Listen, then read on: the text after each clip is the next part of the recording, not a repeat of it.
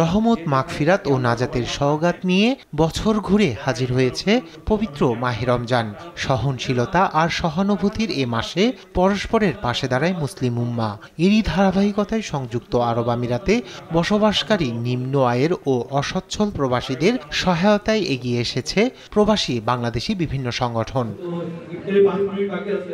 তাদের মাঝে ইফতার ও খাদ্য সামগ্রী বিতরণ করেছে সংগঠনগুলো। এছাড়াও আর্থিক সহায়তা প্রদান করেন অনেক ধনাঢ্য বাংলাদেশি ব্যক্তি ও প্রতিষ্ঠান।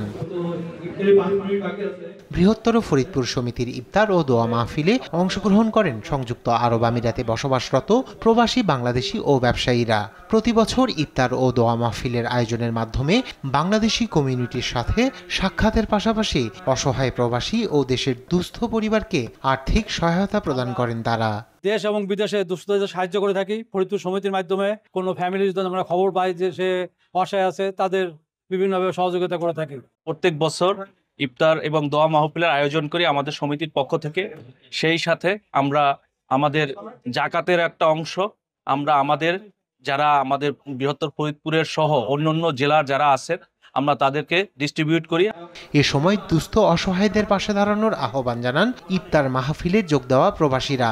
এছাড়া আমিরাতে বসবাসরত সকল প্রবাসীদের আইনের প্রতি শ্রদ্ধাশীল হয়ে বাংলাদেশের ভাবমূর্তি অক্ষুণ্ণ রেখে ঐক্যবদ্ধভাবে চলার আহ্বান জানান তারা। নিউজ ডেস্ক, দেশ টিভি। দেশের সম্মানকে সমুন্নত